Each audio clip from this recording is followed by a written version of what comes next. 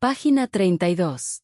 Jorge Ulises Casas Jerez es un autor colombiano que ha publicado varios textos de corte filosófico y político, entre ellos: El proletariado, sujeto trascendente de la historia. ¿Por qué no a la teología de la liberación? La alienación, el hombre del capitalismo. Ocaso del capitalismo y el fin de sus nacionalidades. El desplome de los regímenes socialistas. El materialismo filosófico. Ulises Casas Jerez, 2007. Historia y esencia. Party 1. Historia. El materialismo filosófico. 1.4 Los filósofos materialistas de la Grecia esclavista. La escuela jónica.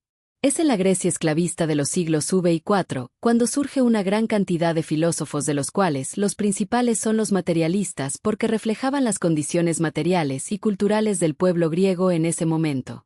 Diógenes Laercio nos relaciona un número grande de filósofos y los cataloga debidamente por conjuntos o individualmente en un número de 140. La obra de Laercio es la principal referencia para conocer realmente el pensamiento griego en su ciclo de mayor brillantez, el cual sigue siendo la estructura cultural del pensamiento actual. Para nosotros, son los filósofos y los pensadores materialistas los que nos interesan conocer en la perspectiva que nos proponemos, es decir, en el conocimiento de la evolución de la filosofía materialista. Por ello estudiaremos los principales de ellos en su pensamiento filosófico. 1.4.1 Tales de Mileto. Nacido en 624, muerto en 548 a 45 a.C. Heródoto, citado en la Historia de la Ciencia, tomó una página 66 edición de Planeta, dirigida por Felip Cid, catedrático de Historia de la Medicina en la Universidad Autónoma de Barcelona, director del Departamento de las Ciencias Médicas de la misma universidad. Cuenta de Tales que era un hombre de mucha iniciativa y práctica en el ejercicio de sus actividades. También era bueno otro, Plan, que antes de perecer la Jonia propuso Tales de Mileto, que era fenicio de raza por su ascendencia. Este exhortó a los jonios a que instituyesen un consejo único, que establecerían en Teos, por hallarse Teos en el centro de la Jonia. Las demás ciudades, no obstante, continuarían siendo habitadas y se gobernarían como demos, estados federados. El autor agrega: además de ser posiblemente de origen fenicio, se sabe que Tales de Mileto fue un personaje conocido, práctico e innovador, considerándosele como uno de los 7 sabios de Grecia, junto con Bías de Priene, Cleobulo de Rodas, Pítaco de Mitiline, Solón de Atenas, Periandro de Corinto y Quilón de Lacedemonia, lo cual confirma su popularidad. Obra citada. Página 66. Tales de Mileto fue un pensador, fundamentalmente, matemático y astrónomo. Entre sus propuestas geométricas se citan las siguientes. 1. Un círculo es bisecado por su diámetro. 2. Los ángulos, en la base de un triángulo isósceles, son iguales. 3. Si dos rectas se cortan, los ángulos opuestos por el vértice son iguales. 4. El ángulo inscrito en una semicircunferencia es un ángulo recto. 5. Los lados de triángulos semejantes son proporcionales. 6. Dos triángulos son iguales y tienen dos ángulos y un lado respectivamente iguales. Sus conocimientos sobre astronomía los fundamenta los conocimientos alcanzados por los egipcios y considera que la Tierra se sostiene sobre el agua de los océanos. Es en este contexto que Tales afirma que el elemento primordial es el agua, que de ella surgen todos los demás elementos que componen el universo, la materia. Como filósofo, Tales de Mileto sienta una tesis, la de que el origen de todo lo existente se encuentra en el elemento agua, la sustenta en el hecho de encontrar ese elemento en todo ser viviente, en la naturaleza y en el mismo sustento material de la Tierra. Los principales aportes de Tales de Mileto a la filosofía fueron inaugurar el pensamiento racional en Occidente, proponer que el agua es el principio de todas las cosas, y sentar las bases de la geometría y la astronomía. Se le considera el primer filósofo griego y el fundador de la escuela de Mileto. Apports Philosophicos. Paso del mito al logos. Tales rompió con las explicaciones míticas y religiosas del mundo, proponiendo que la naturaleza podía entenderse mediante la razón y la observación. Principio del agua. Sostuvo que el agua era el arjé, principio fundamental, de todas las cosas, porque todo depende de ella para existir y mantenerse. Fundación de la filosofía presocrática. Se le reconoce como el primero en buscar un principio natural y racional para explicar el universo, iniciando la tradición filosófica occidental. Aportes científicos y matemáticos. Geometría. Se le atribuyen teoremas como el de la proporcionalidad de segmentos en triángulos semejantes y el cálculo de la altura de las pirámides mediante la sombra. Astronomía. Predijo un eclipse solar en el año 585 a.C., lo que muestra su capacidad de aplicar observación y cálculo en fenómenos naturales. Ingeniería práctica. Aplicó principios geométricos para medir distancias y alturas, mostrando la utilidad de la matemática en la vida cotidiana. Impacto histórico. Escuela de Mileto. Tales fue maestro de Anaximandro y Anaxímenes, quienes continuaron la búsqueda de principios naturales del cosmos. Racionalidad científica. Su enfoque abrió el camino para que la filosofía y la ciencia se desarrollaran como disciplinas basadas en la lógica y la observación. Legado cultural. Su figura simboliza el inicio de la filosofía como una actividad crítica y racional, separada de la religión y el mito. Reflexión crítica. La importancia de Tales no está tanto en la exactitud de sus teorías. Hoy sabemos que el agua no es el principio de todo, sino en el cambio de paradigma. Fue el primero en atreverse a explicar el mundo sin recurrir a dioses o mitos, sino a causas naturales. Ese salto conceptual es lo que lo convierte en el padre de la filosofía. Transcribimos textualmente lo que Laercio escribe de Tales porque es la principal fuente de que disponemos.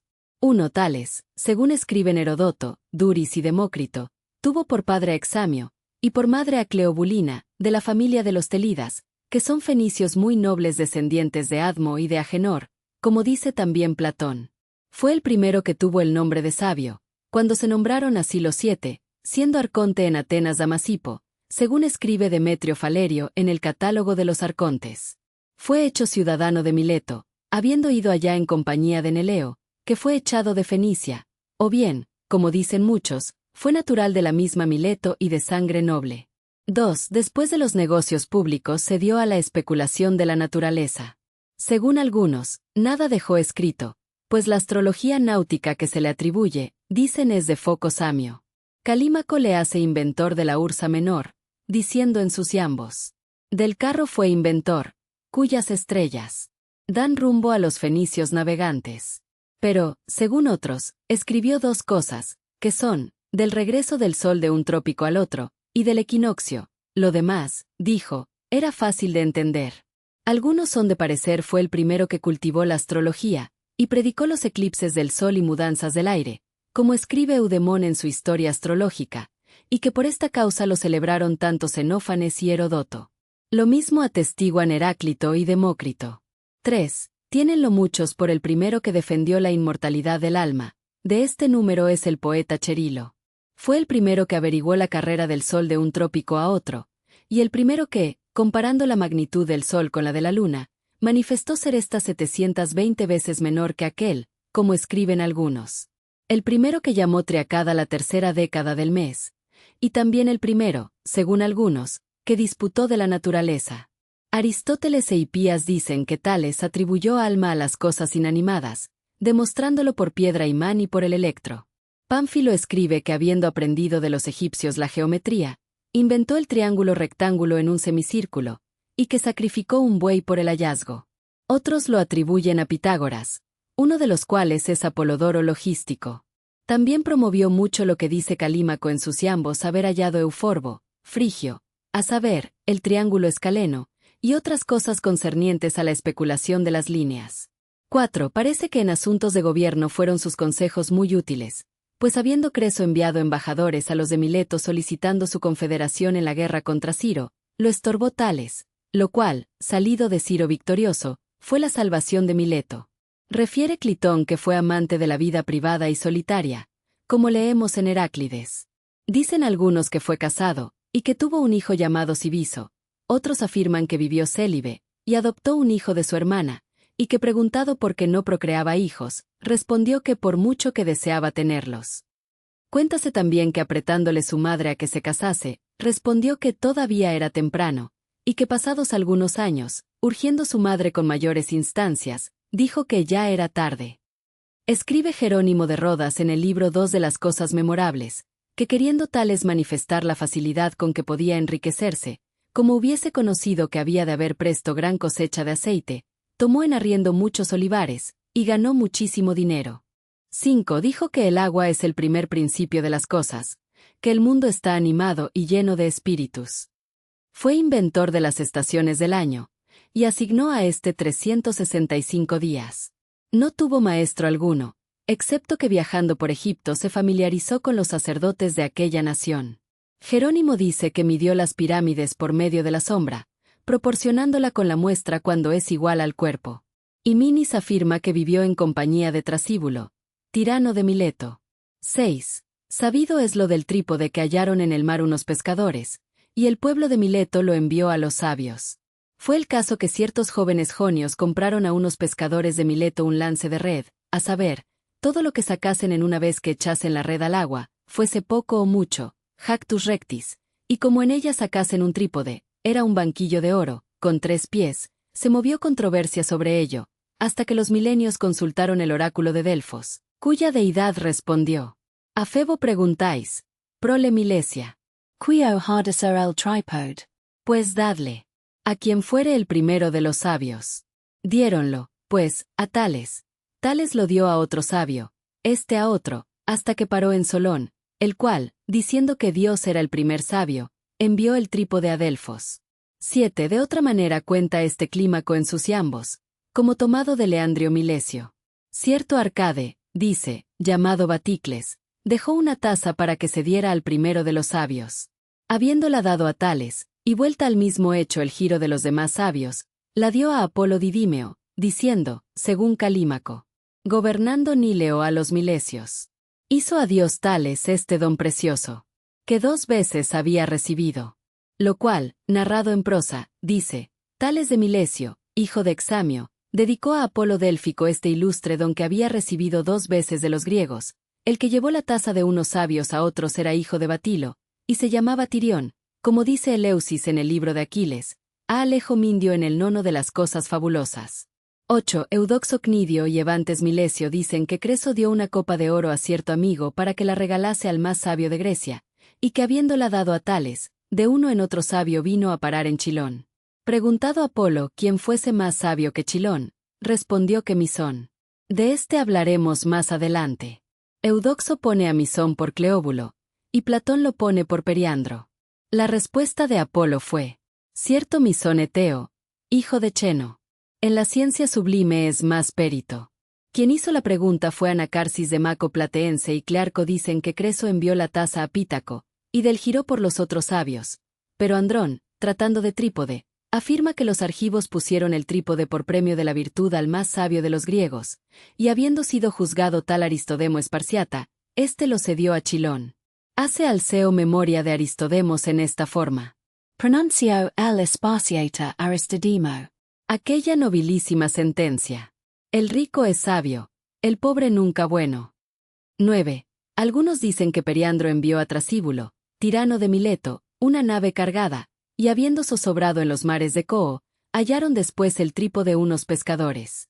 Pero Fanódico escribe que fue hallado en el mar de Atenas, remitido a la ciudad, y por decreto público enviado a Biante. El por qué se dirá cuando tratemos de Biante. Otros dicen que lo fabricó Vulcano, y lo regaló a Pélope el día de sus nupcias, que vino a quedar en poder de Menelao, que lo robó Alejandro con Helena, y, finalmente, las cenas lo arrojó al mar de Coo, diciendo que sería causa de discordias. Después, habiendo unos de Levedo comprado de los pescadores un lance de red y cogido el trípode, se movió contienda sobre ello. Llegaron a Coo las querellas, pero como nada se decidiese, dieron parte a Mileto, que era la capital. Enviaron los milesios comisionados para que ajustasen aquel negocio, pero no habiendo podido conseguirlo, tomaron las armas contra Coo. Viendo que morían muchos de una y otra parte, dijo el oráculo se diese el trípode al varón más sabio, y ambas partes convinieron en darlo a Tales. Este, después que circuló por los demás y volvió a su mano, lo dedicó a Apolo Didímeo. A los de Coo les dio el oráculo esta respuesta: no cesará de Coo y de Mileto la famosa contienda, mientras tanto, que ese trípode de oro, que Vulcano tiró al mar, no sacáis de vuestra patria. Y llega a casa del varón que sepa lo pasado, presente y venidero. Y a los milesios dijo: a Phoebo pregante, pro my leisure, etc. Como ya dijimos. Pero de esto ya basta. 10. Hermipo en las Vidas atribuye a Tales lo que otros refieren de Sócrates. Decía, escribe Hermipo, que por 3 cosas daba gracias a la fortuna. La primera, por haber nacido hombre y no bestia. Segunda, varón y no mujer. Tercera, griego y no bárbaro. Refiérese que habiéndole una vieja sacado de casa para que observara las estrellas, cayó en un hoyo, y como se quejase de la caída, le dijo la vieja, «Oh Tales, tú presumes ver lo que está en el cielo, cuando no ves lo que tienes a los pies». Ya notó Timón que fue muy aplicado a la astronomía, y le nombra en sus sátiras diciendo, así como el gran Tales. Astrónomo fue y sabio entre los 7. No escribió más, según dice Lobón Argivo, que hasta unos 200 versos, y que a su retrato se pusieron estos. Tales es el presente a quien Mileto en su seno nutrió, y hoy le dedica, como al mayor astrónomo, su imagen. Entre los versos adomenos, eran versos muy largos, semejantes a la prosa como muchos de Plauto, con los cuales escribían los antiguos filósofos algunas sentencias útiles y deleitables. Estos son de Tales. Indicio y seña de ánimo prudente. Nos da quien habla poco. Alguna cosa sabia. Alguna cosa ilustre elige siempre. Quebrantará así locuacidades. 11. Por suya se cuentan estas sentencias. De los seres, el más antiguo es Dios, por ser ingénito, el más hermoso el mundo, por ser obra de Dios, el más grande el espacio, porque lo encierra todo, el más veloz es el entendimiento, porque corre por todo, el más fuerte es la necesidad, porque todo lo vence, el más sabio es el tiempo, porque todo lo descubre. Dijo que entre la muerte y la vida no hay diferencia alguna, y arguyéndole uno diciendo, pues ¿por qué no te mueres tú? Respondió, porque no hay diferencia. A uno que le deseaba saber quién fue primero, la noche o el día, respondió, la noche fue un día antes que el día. Preguntándole otro si los dioses veían las injusticias de los hombres, respondió, y aún hasta los pensamientos. A un adúltero que le preguntó si juraría no haber adulterado, respondió, pues no es peor el perjurio que el adulterio. 12. Preguntado qué cosa es difícil, respondió, el conocerse a sí mismo. Y también, ¿qué cosa es fácil? Dijo dar consejo a otros. ¿Qué cosa es suavísima? Conseguir lo que desea. ¿Qué cosa es Dios? Lo que no tiene principio ni fin. ¿Qué cosa vemos raras veces? Un tirano vigo. ¿Cómo sufrirá uno más fácilmente los infortunios? Viendo a sus enemigos peor tratados de la fortuna. ¿Cómo viviremos mejor y más santamente? No cometiendo lo que reprendemos en otros. ¿Quién es feliz? El sano de cuerpo, abundante en riquezas y dotado de entendimiento. Decía que nos debemos acordar de los amigos ausentes tanto como de los presentes. Que no el hermosear exterior es cosa loable, sino el adornar el espíritu con las ciencias. No te enriquezcas, decía también, con injusticias, ni publiques secreto que se te ha fiado. El bien que hicieres a tus padres, espéralo de tus hijos. Fue de opinión que las inundaciones del Nilo son causadas por los vientos etesias que soplan contra la corriente. 13. Dice Apolodoro en sus crónicas, que Tales nació el año primero de la Olimpiada 35, y murió el 78 de su edad, o bien el 90, habiendo fallecido en la Olimpiada Albidós, como escribe Sosícrates. Vivió en los tiempos de Creso, a quien prometió le haría pasar el río Ali sin puente, eso es, dirigiendo las aguas por otro Álveo. 14. Demetrio de Magnesia en la obra que escribió de los colombroños dice hubo otros 5 tales. El primero fue un retórico calanciano, imitador despreciable. El segundo un pintor sicionio muy ingenioso. El tercero fue muy antiguo del tiempo de Hesiodo, Homero o Licurgo. El cuarto lo nombra Duris en su libro de la pintura. Y el quinto es moderno y de poco nombre, del cual hace memoria Dionisio en su crítica. 15. Tales el sabio murió estando en unos espectáculos gimnásticos, afligido del calor, sed y debilidad propia, por ser ya viejo. En su sepulcro se puso este epigrama. Túmulo esclarecido, aunque pequeño. Es este, pues encierra la grandeza de los orbes celestes, que abreviados tuvo en su entendimiento el sabio Tales. Otro hay mío en el libro y de los epigramas, o colección de metros, y es las gimnásticas luchas observando. Atento en el estadio el sabio Tales. Arrebitol Júpiter Helio. Bien hizo en acercarle a las estrellas. cuando por la vejez ya no podía las estrellas mirar desde la tierra. De Tales es aquella sentencia: conócete a ti mismo, aunque Antístenes en las sucesiones dice es de Femonoe, y se la abrogó Quilón. 16. De los 7 sabios, cuya memoria en general es digna de este lugar, se dice lo siguiente: Damón Cirineo, que escribió de los filósofos, lo censura a todos, pero en especial a los 7. Anaxímenes dice que más fueron afectos a la poesía que otra cosa. Dice Arco, que no fueron sabios ni filósofos, si solo unos hombres expertos y legisladores. Dice también haber leído el Congreso de los 7 sabios en presencia de Cipselo, que escribió Archétimo Siracusano. Euforo refiere que se congregaron todos 7 en presencia de Creso, excepto Tales. Otros dicen que también se hallaron juntos en Panionio, ciudad y templo de Jonia, en Corinto y en Delfos. Hay igualmente variedad de opiniones sobre sus dichos o sentencias, atribuyéndose una misma a diferentes. VGR, la siguiente. Dijo el sabio Quilón Lacedemonio: todo exceso es dañoso. Obrar a tiempo es el mejor obrar y más laudable. 17. Dispútase también de su número, pues Leandrio pone a Leofante Gorciada, natural de Levedo o de Efeso, y a Peiménides cretense, en vez de Cleóbulo y Misión. Platón, en su Protágoras, pone a Misón por Periandro. Efeso, por Misón a Anacarsis. Otros añaden a Pitágoras. Dice Arco, por consentimiento general, pone 4, que son Tales, Biante, Pítaco y Solón. Luego nombra otros 6, Aristodemo, Pánfilo, Quilón Lacedemonio, Cleóbulo, Anacarsis y Periandro, de los cuales elige 3. Algunos añaden a Acusilao y acaba a Oscabra Argivo. Hermipo, en su Tratado de los Sabios pone 17, y deja que el lector elija de ellos los 7 que quiera. Son estos: Solón, Tales, Pítaco, Biante, Quilón, Cleóbulo, Periandro, Anacaris, Acrusilao, Epiménedes, Leofanto, Ferácides, Aristodemo, Pitágoras, Laso, hijo de Charmántides o de Cimbrino, o bien, según dice Aristoxeno, hijo de Chabrino Hermioneo, y Anaxágoras.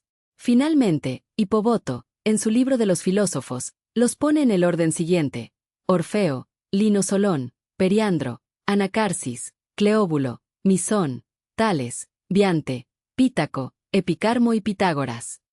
Diógenes Laercio, obra citada. Podemos, entonces, encontrar en esta ilustre personalidad diversidad de facetas del mismo, ya sea como científico de ese entonces, como humanista, como pensador de profundas reflexiones éticas, etc. En cuanto a las referencias sobre los espíritus o los dioses, debemos tener en cuenta, como ya se ha dicho, que los dioses griegos eran imágenes de sus mismos héroes, representantes o expresión de fenómenos naturales que los griegos consideraban animados por fuerzas desconocidas, pero, en todo caso, como partícipes de las vivencias de los humanos. El materialismo de Tales se halla en su concepción de lo básico, de lo que significa el principio de las cosas, el cual lo situaba en el agua, como una especulación filosófica. Decimos especulación en el sentido que le da Hegel al pensamiento filosófico. De acuerdo con el diccionario filosófico a que hacemos referencia en esta obra, especulación es término que originariamente significó observación, por ejemplo, astronómica, y hoy significa frecuentemente ejercicio del pensamiento sin control científico. En la antigüedad, en la Edad Media y, menos universalmente, en la moderna, significó lo mismo que teoría. Ferrater Mora hace de nuevo un uso positivo del término al proponer la noción de filosofía como especulación racional.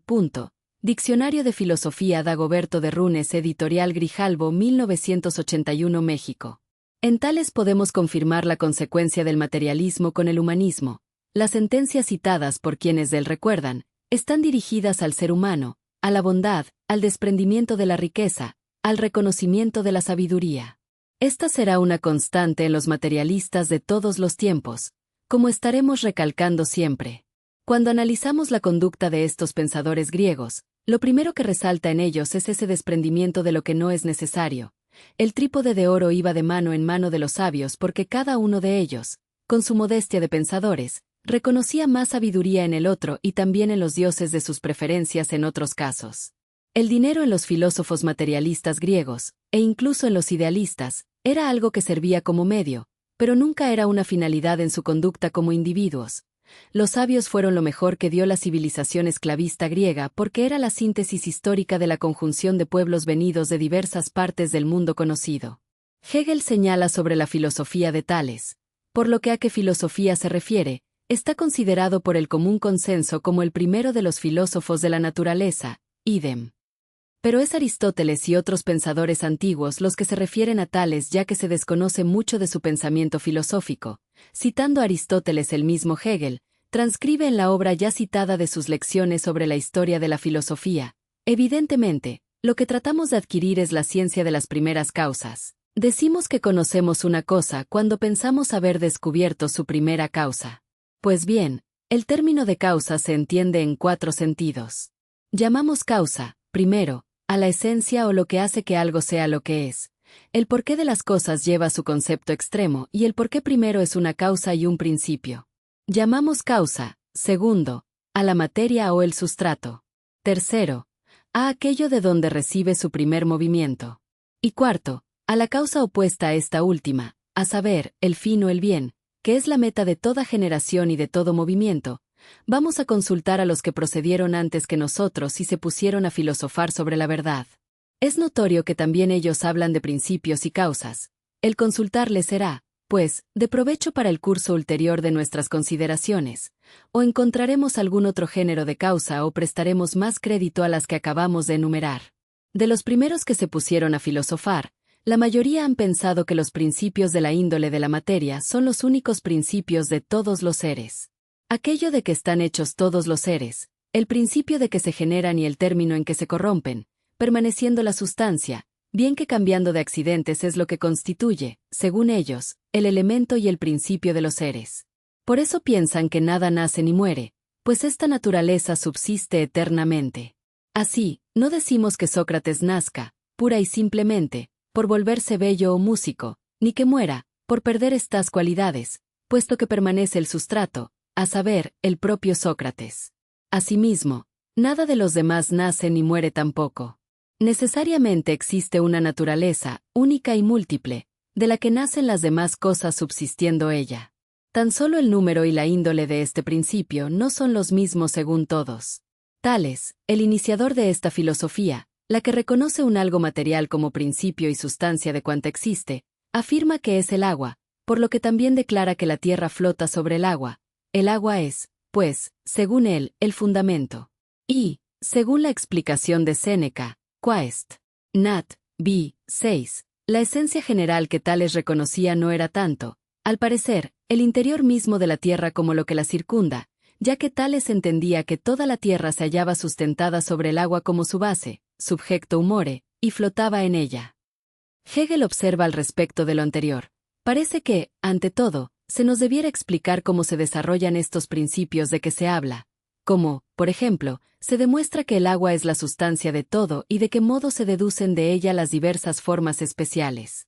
En este respecto, hay que observar que Tales, concretamente, solo nos dice por lo menos, eso es lo que sabemos acerca de él, que el agua es el dios de todo, y tampoco de Anaximandro, Anaxímenes y Diógenes conocemos otra cosa que sus principios. Aristóteles apunta a modo de conjetura cómo debió de llegar Tales precisamente al principio del agua. Probablemente, juzgaba así viendo que lo que nutre a todas las cosas es húmedo, hasta el punto de que el calor mismo nace de esa humedad y vive de ella, y que aquello de que todas las cosas nacen es el principio de todas las cosas. Juzgaba, pues, así, por esta razón y porque los gérmenes de todos los seres tienen la naturaleza húmeda y el agua es el principio de la naturaleza de las cosas húmedas. Hegel anota. Hay que observar a este propósito, esencialmente, que las circunstancias, encabezadas por Aristóteles con un probablemente, que llevaron a Tales a ver en el agua la esencia absoluta de todas las cosas, no se aducen como razones pertenecientes al propio Tales, y también que no se invocan precisamente como razones, puesto que Aristóteles hace aquí algo más, lo que nosotros llamaríamos demostrar a la luz de la realidad que ésta corresponde al criterio general del agua. Y los posteriores, por ejemplo el pseudo Plutarco, de Plac. Pili 3, observa, muy acertadamente, que Plutarco hizo caso omiso del probablemente. Plutarco dice, en efecto, Tales supone que todo nace del agua y se disuelve en ella, porque, del mismo modo que las simientes de todo lo vivo, como principio de esto, son húmedas, del mismo modo todo lo demás tiene su principio en la humedad, puesto que todas las planas sacan su alimento del agua y dan frutos gracias a ello, secándose cuando carecen de agua, y puesto que incluso el fuego del sol y de las estrellas y el mismo universo son alimentados por las evaporaciones del agua. Hegel anota. Aristóteles se da por satisfecho con el superficial argumento que consiste en señalar que lo húmedo aparece, por lo menos, en todas partes. Y, como Plutarco, aduce eso, más concretamente, como la razón de que el agua sea la esencia simple de todas las cosas, consideradas como esencia simple, son realmente agua. La filosofía de Tales es materialista, pero ella no va más allá de una concepción mecánica, sustentada en el origen de la materia. Sin embargo, de acuerdo con Hegel, con Tales comienza, en realidad, la historia de la filosofía. La vida de este filósofo coincide con el periodo en que las ciudades de Jonia son subyugadas por Creso. La caída de este, Olimpíada 58-1, 548 ANE, crea, es cierto, una apariencia de liberación, pero solamente una apariencia, pues la mayoría de las ciudades jónicas fueron sometidas enseguida por los persas, y Tales presenció todavía esta catástrofe. Lecciones sobre la historia de la filosofía, tomo 1 página 158. Se dice que Tales pronosticó un eclipse de sol, que atribuía las crecidas del río Nilo a los vientos etesios. Hegel transcribe anécdotas y datos de Tales que nos ilustran sobre el insigne filósofo. Dícese que un día, por estar mirando a las estrellas y observándolas, cayó en una zanja y que la gente se burlaba de él diciendo que mal podía conocer las cosas del cielo quien no acertaba a ver siquiera dónde pisaba. Y agrega, la gente suele reírse de cosas por el estilo, y tiene la ventaja de que los filósofos no pueden pagarle en la misma moneda, pero no se dan cuenta de que los filósofos se ríen, a su vez, de quienes no pueden caer en una zanja por la sencilla razón de que están siempre metidos en ella, sin acertar a levantar los ojos para mirar hacia arriba. Idem. Teles fue, también, un hombre de gran fortuna y a él se le atribuye el establecimiento del año solar en 365 días. Como filósofo, Tales de Mileto sienta una tesis, la de que el origen de todo lo existente se encuentra en el elemento agua, la sustenta en el hecho de encontrar ese elemento en todo ser viviente, en la naturaleza y en el mismo sustento material de la tierra.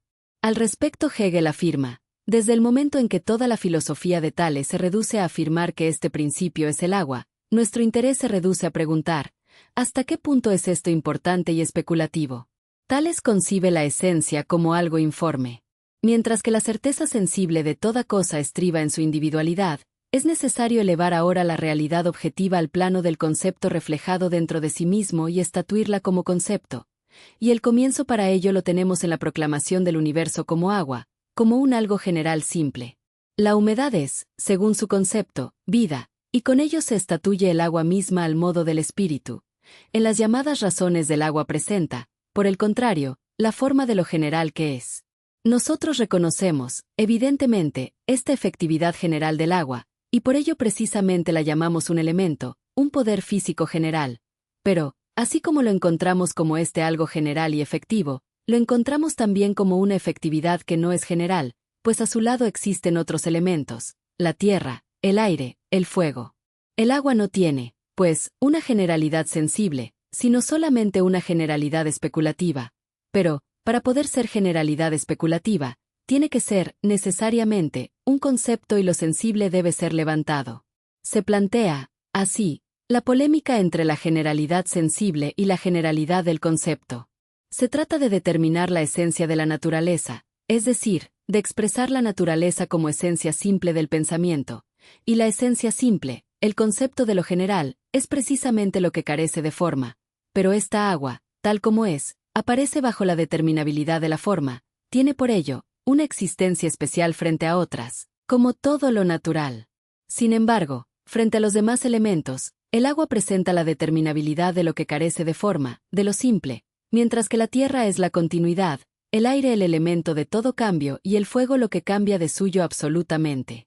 Así, pues, si la necesidad de la unidad nos obliga a reconocer un algo general en las cosas particulares, fácilmente se nos ofrece el agua, aunque tenga también el inconveniente de ser una cosa particular, como lo unitario, tanto por su neutralidad como porque tiene, al mismo tiempo, una materialidad más fuerte que el aire, idem. Es esta conceptualización de Tales lo que lo ubica en el inicio de la filosofía y no otra clase de manifestaciones de su pensamiento. Por ello, agrega Hegel, la tesis de Tales según la cual el agua es lo absoluto, o, como decían los antiguos, el principio, es el punto de arranque de la filosofía, porque con ello cobra conciencia de que la esencia, lo verdadero, lo uno, es lo único que es en y para sí. Se traza, así, una línea divisoria con respecto a lo que es en las percepciones de nuestros sentidos. Con ello, el hombre se retira de este ente inmediato. Debemos poder olvidar que estamos habituados a un rico y concreto mundo de pensamientos, que, entre nosotros, ya el niño empieza a oír que existe un Dios invisible en el cielo. En la época de que hablamos no existen aún tales criterios.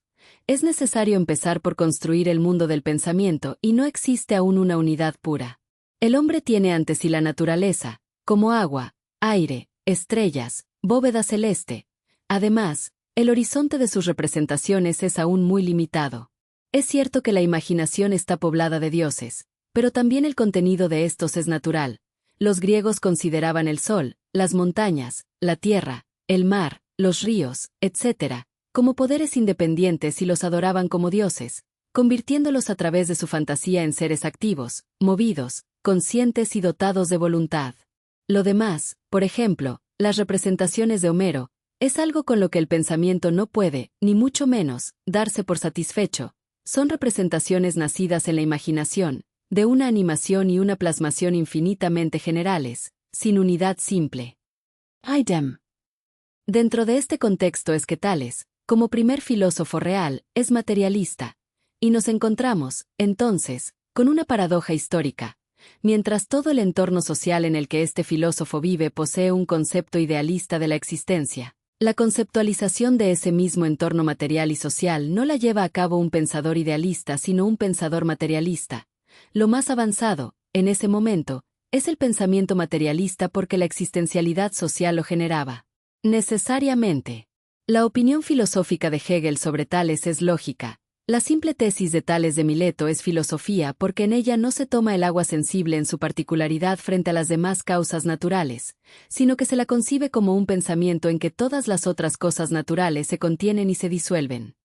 Idem. Las opiniones de los pensadores que citan a Tales son muy confusas o propicias a diversas interpretaciones. Hegel cita a Aristóteles, de Anima, y 2 y también 3, diciendo, según lo que de él se cuenta, Tales parece considerar el alma como algo animado de fuerza motriz, ya que dice, hablando de la piedra magnética, que tiene un alma, porque mueve el hierro. El concepto de alma tiene diversas interpretaciones, dependiendo de quien las haga. En efecto, en el ámbito filosófico es diferente a cómo se interpreta por el común de las gentes. Estas consideran el alma como un espíritu que acompaña al cuerpo durante su vida para luego, cuando la muerte sobreviene, emigrar a otros mundos, ya sea como sujeto trascendente de aquel en el cual vivió o como transhumancia o transmigración real a otra clase de vida material. En la era de esplendor de la filosofía griega, los dioses no eran considerados como sujetos espirituales, como seres inmateriales. Por el contrario, eran tenidos como personajes que poseían las mismas cualidades y defectos de los humanos. Por ello, no es correcto pensar que cuando los filósofos griegos se refieren a los dioses, lo hagan pensando como se piensa actualmente de lo espiritual o de la divinidad imperante en el monoteísmo. En este sentido es que debemos interpretar algunos pensamientos recogidos por los mismos filósofos griegos y los historiadores sobre Tales y los demás filósofos materialistas de esa época dorada del pensamiento humano. Hegel, continuando con sus citas de Aristóteles sobre Tales, dice, hay quienes opinan, continúa Aristóteles, que así juzgaban acerca de la naturaleza también los primeros y más antiguos que trataron de los dioses mucho antes de la generación actual. En efecto, hicieron del océano y de Tetis los padres de toda generación y a los dioses jurar por agua, a saber, por lo que ellos, los poetas, llamaron Estigia. Ahora bien, lo más antiguo es lo más vulnerable y lo más venerable aquello por lo que se jura. Idem.